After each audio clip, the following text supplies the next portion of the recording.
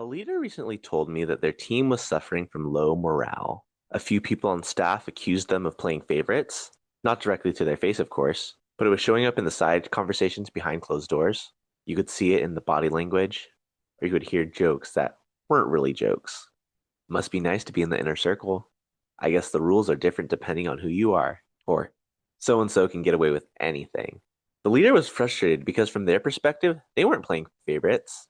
They were trying to be responsive. Different people have different roles, different needs, different histories, and they've earned different levels of trust. Some people need more support, some had earned more autonomy, and some people were included in conversations because they were more directly impacted. So when this leader heard the word favoritism, their first instinct was to defend themselves. I'm not playing favorites. They're just upset because they didn't get what they wanted. They don't see everything that I see. They're not being fair. And maybe some of that was true. But when people believe that favoritism is happening, the most important question isn't, am I guilty of favoritism? The better question is, what has this team experienced that makes unequal access, uneven accountability, or unfair influence feel believable? My name is Ryan Barcega Castro-Harris, all five names for all the ancestors, and this is Conflict Reveals Culture, a podcast about the tensions, frustrations, and conflicts that show up inside organization and what they reveal about the culture that we've built. So from the leader's perspective, this issue sounds like the staff is being unfair.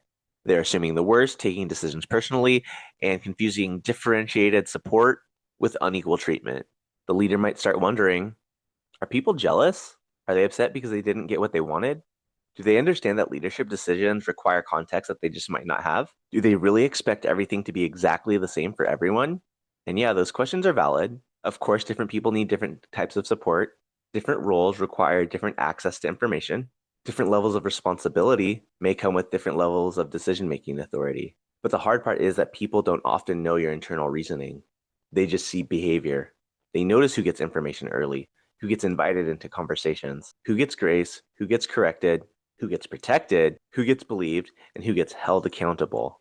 Over time, people build a story in their own heads about how power works. That story might not be complete, but it's not random. When leaders move too quickly to prove they aren't playing favorites, they can miss the deeper concern that's underneath the accusation.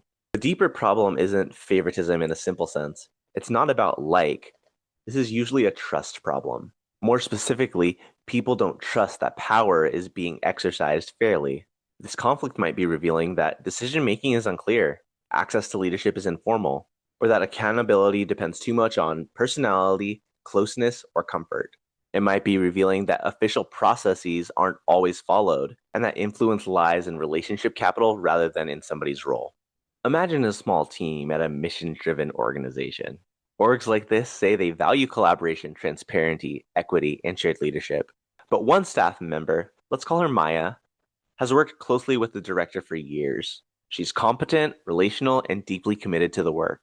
She has institutional memory, and she has often been a sounding board for the director to help them think through hard decisions. Another staff member, Jordan, is newer.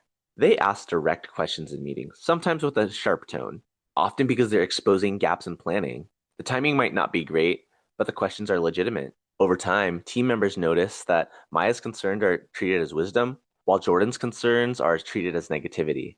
When Maya misses a deadline, the director says, she has a lot on her plate. When Jordan misses a deadline, the leader says, I'm concerned about follow through. When Maya pushes back, the leader says, I appreciate your honesty. When Jordan pushes back, the leader says, I need you to think about how your tone lands. Leaders are human, and Maya has earned trust through years of consistency, and Jordan is still building that trust. But the uneven treatment is obvious. Team members see who gets access and whose concerns are taken seriously.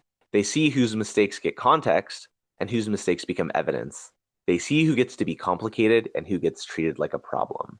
So instead of assuming staff are being jealous or overly sensitive, we should ask what the culture has taught them about fairness, access, and influence.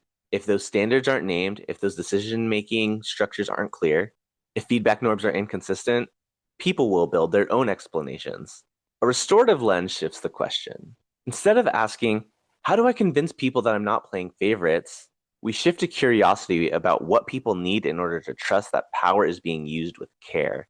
Leaders may have legitimate needs for flexibility, discretion, role clarity, efficiency, and the ability to make context-specific decisions. And staff has legitimate needs for fairness, transparency, dignity, consistency, and confidence that relationships are not quietly shaping opportunity or accountability. When these needs aren't named or addressed clearly, people begin to read every decision through a lens of suspicion. Every flexible decision becomes special treatment. A private conversation becomes, they're in the inner circle. A leadership judgment call becomes evidence that the rules aren't real. A missed moment of accountability becomes proof that some people are protected. From one perspective, the team might look resentful, but from another perspective, they may be trying to make sense of a power structure that has not been made visible enough to trust. It doesn't mean that the accusation of favoritism is accurate, but the accusation itself is information. If this situation sounds familiar, here are some questions that I would sit with. Where does access to leadership feel clear? And where does it depend on personal closeness? How are decisions made? Who gets input before they're made? And who only finds out afterwards? Where are expectations applied consistently? And where might people be experiencing different standards without clear expectations? Who receives grace, context, and coaching when they make mistakes? And who receives correction, suspicion, or consequences?